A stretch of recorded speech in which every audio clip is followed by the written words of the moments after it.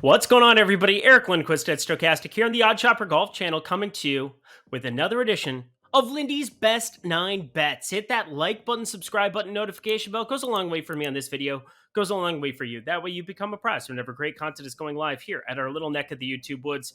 Hey, Hayden Buckley carried the day. He missed the cut. That was great. Kind of expected that. Everything else was bad. John Rahm decided to not play golf, but you get some weird stuff going from LA to Connecticut. Now we're going Connecticut to Detroit for the Rocket Mortgage Classic. Going to be a wild one, friends. But if it's your first time ever tuning in, first of all, welcome. I'm a lovely, nice individual sometimes. But secondly, we use a scorecard in the bottom bar here. That is what you're going to be wanting to pay attention to there. We start with hole number 1. We move all the way down the line. Look at that. I did that correctly. Going to hole number 9. It's fun stuff. I've got producer Alicia here. She's super excited to break down this golf tournament.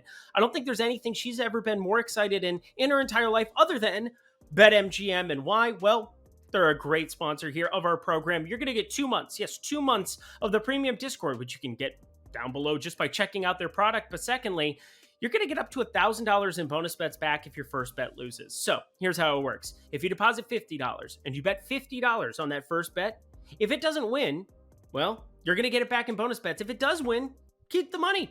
Go on living your life. It's beautiful stuff over at BetMGM. So take advantage of all of these great promotions at sportsbooks, only if you're 21 and over. And if you have a gambling problem, please call 1-800-GAMBLER. But that kind of does it for me here on the intro. Let's get ourselves rocking. 9 bets here. We start, like we always do, in the matchup department, move to make, miss, cut, and then to the outright market. Let's get ourselves going. Hole number 1. My friends, we're going to Detroit Golf Club here, and similar to last week, scoring will be had. It's a little bit different in terms of the profile, a little bit longer, plays more to a bomber type, old school flat.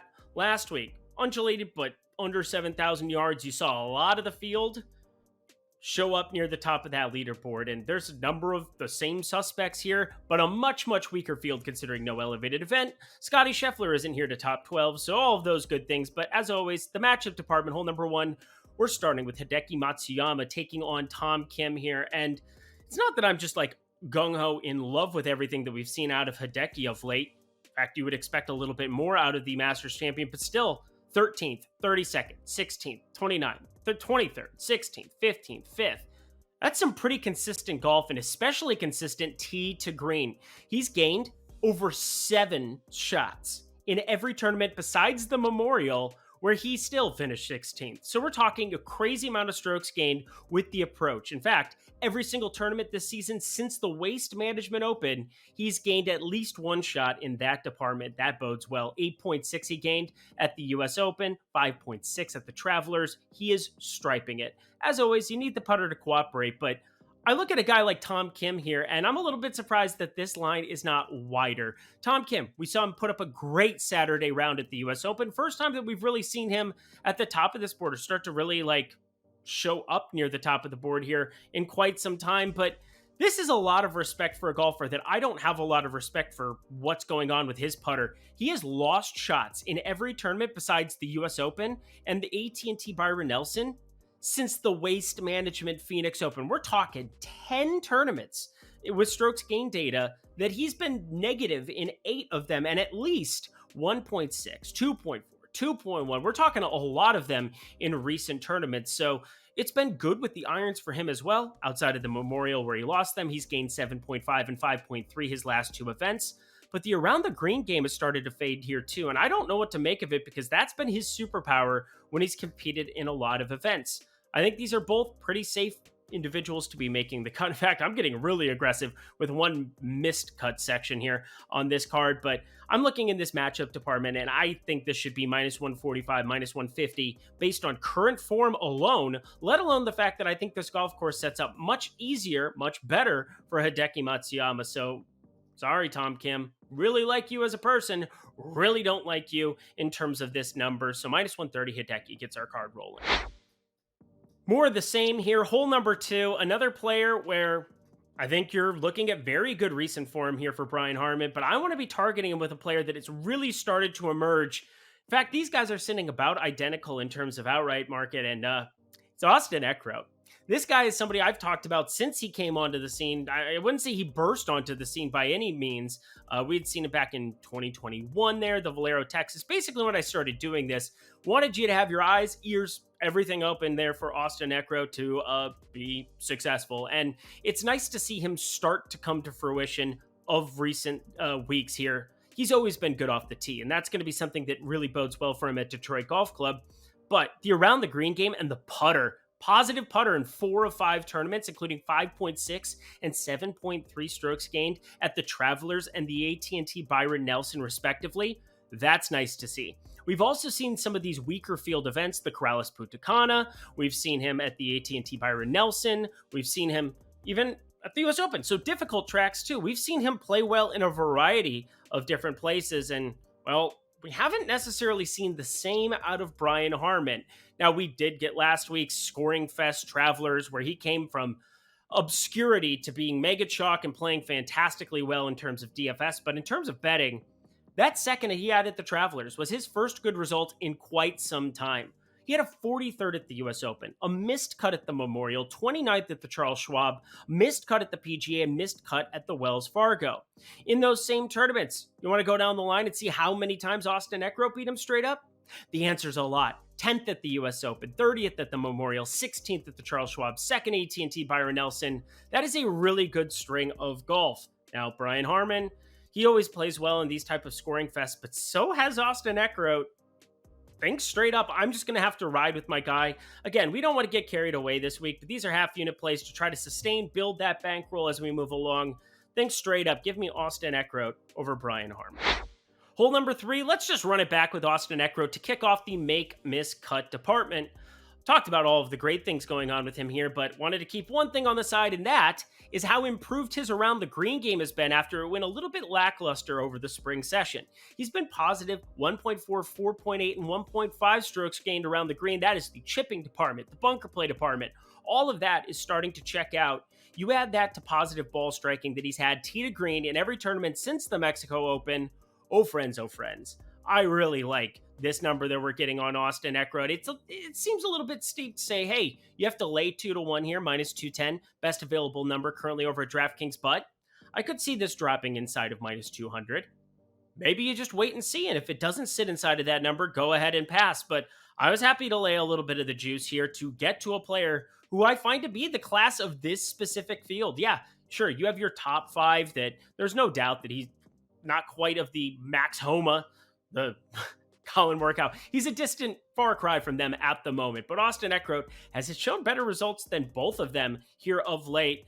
Think that's not going to surprise you in 4 or 5 years. Like I expect Austin Eckroat's career trajectory to continue up. So Austin Eckroat, put him on the card here, minus 210, a pick to make the cut here, and probably the only guy that I'm willing to lay this kind of juice at the current numbers amongst the quote-unquote top players in this field. Now, there is no doubt that this is one of the top players in the field here at hole number 4, but this number seems a little too good to pass up based on a couple of key factors. Number 1, Detroit Golf Club is not that difficult. There are going to be some birdies to be had here, but number 2, even though he's been strokes gained positive off the tee here in every tournament since the what was it? Yeah, no, outside of the Memorial where he lost shots, 1.2 shots there, he's been positive off the tee in every event since the Waste Management Phoenix Open. Who am I talking about? Well, he's the misser of 3 of his last 5 cuts on the PGA Tour. It is Sungjae Im. Now, he is a huge favorite to make this cut at minus 425 over at DraftKings. That should tell you, it's not like I'm sitting here saying that he's going to miss this cut. But if you don't bet according to value, what are we even doing here? And I think if you're trying to find one player amongst these top players who hasn't had the key kind of stuff here of late, it's Sungjae Im. In a scoring fest, the around the green game has now lost shots in 3 of his last 5 events. He's been negative in 3 of his last 5 events. Strokes gained approach. That has resulted in a missed cut at the US Open and the PGA Championship. But Eric, those are majors. But the other golf tournament amongst those? The Charles Schwab. Yes, we're talking about a golf course that doesn't set up exactly like that. It's an old school Texas golf course with some interesting undulation, things of that nature. This is a lot flatter, a lot more straightforward, what's in front of you type golf. And we did see Sungjae put up a decent result, 29th at the Travelers. By his standards, that's not exactly ideal, considering he had an 8th at the Wells Fargo, 7th the RBC Heritage. But he could go out and win this golf tournament at a short odds. We're talking 14 to 1, 16 to 1 best available across the industry right now on him. We could also see him packing his bags if he's not making putts. Yes, I think the putter has been positive here of late. That's a good thing, but those approach numbers too.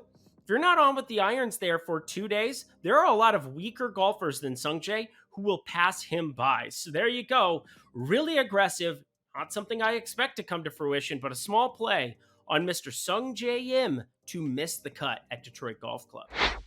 Friends of the program, BetMGM, they're great stuff. You want to be checking them out. And why? Well, we have a lot of great offers going with them, but specifically, when it comes to betting golf, shopping for odds is the most important aspect of what we do week in, week out. Yes, you heard me. As much as I want to say I'm great at identifying the top players on the board, I am so good, Eric, at being able to see which skill sets fit this golf course. What's more important is that I get a number that's 75 to 1 on a player that might be 50 to 1 at every other book. And the only way to do that is having exposure to DraftKings, to FanDuel, to BetMGM, to Caesars, to Bet365, wherever you're able to get into these sports books. You want to have access to them so you can shop for the best numbers on every single player every single week. And that's especially important as we get to this outright card where you're looking at longer numbers and you're seeing huge disparities in the marketplace. But if you check out BetMGM in that video description box below today, you're also going to get 2 other great offers. You're going to get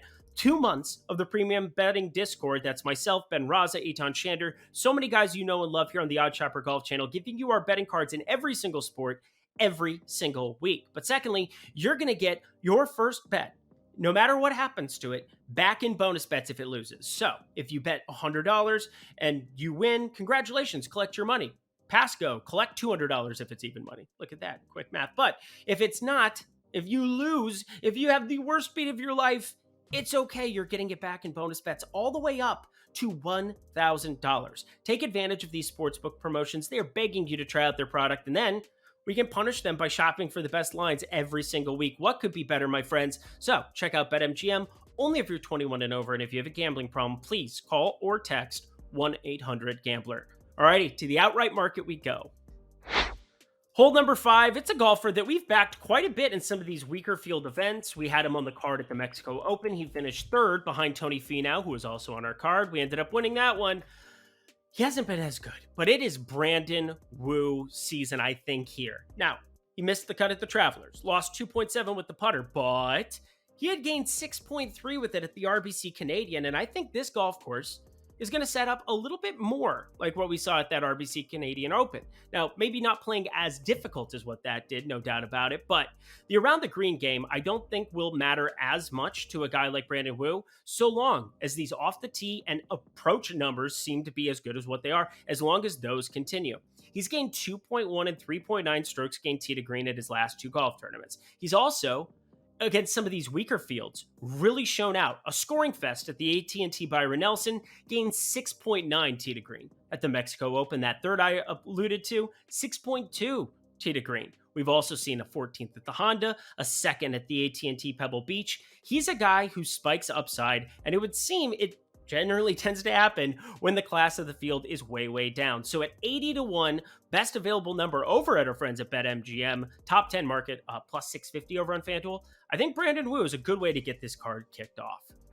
Can't believe I'm about to advocate for this next player. Shout out the Longhorns. He's just showing up for me in a pretty pronounced way. But Doug Ghim, welcome to the program. This guy, back in the day of me playing a lot of amateur golf, he was your number 1. He was the guy everybody was talking about. He was the no miss, can't miss prospect. You know what happened?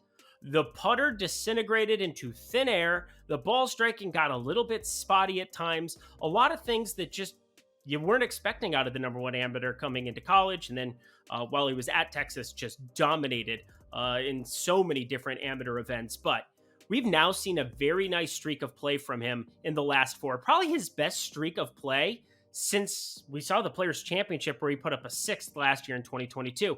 27th at the Wells Fargo, 19th at the AT&T Byron Nelson, 12th at the RBC, and 15th last week in that elevated event in Connecticut. So, I mean, we're seeing some off the tee numbers that have gotten back to normal for him. 1.5, 3.3, 3.1, and 5.2 strokes gained off the tee in his last 4 events I just talked about. And then the approach numbers have popped at a couple of times, 4.8 and 4.4. All you need to do is find a way to run into 1 or 2 shots gained in the putting department, and I think he puts himself into contention here. I think he's an interesting ad for a top 10, top 20 market as well. Maybe somebody to really round out your card in that department, but definitely want to be shopping for the numbers. We were seeing 55. Don't be betting him at those kind of numbers, but there is an 80-1 at Caesars right now. I saw a 90-1 that was hanging out yesterday. I wish I had taken advantage of that. Don't mind me. English doesn't matter. Harris English not in this field. Shout out that either way, but I had to withdraw. But Doug Ghim, he's playing golf this weekend. Well, let's hope he's playing golf on the weekend. Doug Ghim to win 80-1, the next portion of my card. Let's go to New Zealand, do the haka for Sepp Straka. I know he's Austrian, but it doesn't rhyme, so it is what it is. Sepp Straka, he's been a mainstay of the betting card, if you will. Somebody who's routinely been there because of what you can get with him off the tee and with the irons from time to time. Now, it's been a little spotty of late. 38th at the Travelers, not exactly what I was looking for betting him top 20. Bet him top 10 too, but I'm an idiot. Either way, he's gained off the tee in every single event since the Wells Fargo. That is a nice string of golf. 6 straight tournaments, including a 7th at a PGA Championship, a 16th at the Memorial, 29th at the Charles Schwab, that 38th last week, and then the miscut at the US Open. But we don't want to talk about that. What I want to talk about is the fact that he's been positive with the putter in 4 of 5 outside of that miscut at the US Open. USGA greens baked out a little bit different. I know that they weren't playing as difficult this year as opposed to other US Opens, but that can be a little bit of an outlier compared to the week in, week out perfection you run into on the PGA Tour. So kind of throwing that out the window, we've seen some really positive trends in that department. We also have the 22nd at the Valero. I think that golf course really sets up a little bit similar to this one. Not identical, but San Antonio, you got to be a little bit clean off the tee. Really can set up for scoring if you do so. And I think Detroit Golf Club is no different. 5th at the Honda, where he always puts up good results. A little bit more of a difficult track there at the Honda, but still, we've had some nice results, including a top 10 in a major already this season. And this is not a major championship field, although you do have 5-6 players up at the top who all fall into the top 25 into the world. So it's not like there's complete nobodies. But Sepp Straka, he's got the kind of game that I think he can spike upside at 45-1. You're really treading water trying to put 2 players inside of 20 or 30-1 on the betting card this week, because I just think it's a week to maybe take some longer shots, longer darts. Now, Sepp Straka at 45-1 is not one of them, not the likes of an 80-1 Woo or Ghim, but he's good enough for me. A mainstay of the betting card. Would really suck to miss out on him this week if he spikes that upside. Sepp Straka, one of the top 40 players in the world. Wild to say out loud. Sepp Straka to possibly win, fingers crossed, 45-1. Something else that buoyed my betting card from last week, Ludvig Aberg. Yeah, we're talking about Mr. Aberg here. Really love Mr. Ludvig Aberg. We have a great amount of sample size of him in amateur golf being just outrageous at Texas Tech. And that immediately carried over to the PGA Tour. 25th and a 24th here at the RBC Canadian, the Travelers. He lost 3.4 with the irons last week and finished in the top 25. Do you know how improbable that is to do on a golf course that's as short and was playing as easy as what you had last week at TPC in Connecticut? I already forget. Twin Bridge, whatever. Connecticut. I'm just talking to the Travelers, my friends. He is just outrageously freaking good, and it is really off the tee where he could dominate going forward. 6.2 and 4.2 strokes gained off the tee in his PGA Tour debuts. Now, we also have some other events that he participated in over the course of this season. The Arnold Palmer, 24th. The Valspar, 61st. Would have liked to see some better off the tee numbers there. Lost with the putter there, but I think eventually he's going to get comfortable, and eventually he's going to start winning golf tournaments within the next year or two because he's that class of a player. Love the changes the PGA Tour made to having these top players coming out of college and getting a tour card immediately. You should reward the number one player in college golf every single year with an immediate walk onto the turf, because otherwise you're not incentivizing them to stay around anyway. Start winning a lot of money, live with your life, or join Live. I don't know. Is Live? We can't even talk about that. Hole number 8, though, we'll talk about Ludvig on a lot of weekends and a lot of weekends to come. Think this is a good spot to jump in at 40-1. Don't be late. And friends, to hole number 9, our very last play. He's the only player that I even contemplated betting inside of 40-1 here. I suppose you could pick any one of them and you could probably come up with some reason that you could land on him. I could come up with a reason to land on Hideki. I could come up with a reason to land on Justin Thomas after we saw a pulse again last week. But for me, this comes down to the over-exaggeration of a back injury and Collin Morikawa. I think he is just fine, my friends. And that started to bear a little bit of we ran into some issues there over the course of last week in Connecticut, and would have liked to see a little bit better ball striking, would have liked to see the irons not lose and him miss a cut. But I think that's why we're getting a much better number than we would have coming into this week. Him being priced around the same thing as Max Homa, around the same guys as Hideki Matsuyama. Everybody in this clump of 14, 16-1, Tony Finau, former winner here. I think it just makes all the sense in all the land to take a shot here on Collin Morikawa, two-time major champion, plays scoring fests really well, plays difficult golf course as well. But we see this golf course play a little bit more to the Bomber's delight, a little bit more like a Genesis, where you get some of the longer par 4s and 5s. Well, he's been pretty good there. 6th over the course of this last season, gaining 8.2 strokes gained tee to green. Obviously, Riviera, different grass type, different setup, but we've seen a 29th at the Charles Schwab, the 14th at the US Open. Putter's cooperating. He's gained in the last 2, or actually 3 of his last 4 tournaments. Think Collin Morikawa, the one shot that I was willing to make inside of 41 this week. Not a week to be betting these short numbers on these players. Would be looking a little bit longer if I'm looking to add to this betting card later. And that does it for another edition of Lindy's Best 9 Bets. Head to that comment section below. Let me know your favorite plays on this weekend slate here. We got just a weird golf tournament. Some elite players, but not very many. A huge fall in terms of class. Try to find a couple of these long shots to maybe take a shot on, even in the live market. I've been trying to dabble there a little bit more. If you want to know any of my thoughts here on this event as it's going live, you can hit me up in the premium Discord. I'd be happy to let you know anything going on in that event. Not enough golf questions there, of course. Talking MLB pretty much every single day, Monday through Friday, actually Sunday through Friday. So good stuff. Check that out over on the Odd Chopper channel, Lindy's Leans, Likes, and Locks. But until next week, my friends, I'm Eric Lindquist. Best of luck in the PGA streets in Detroit this weekend.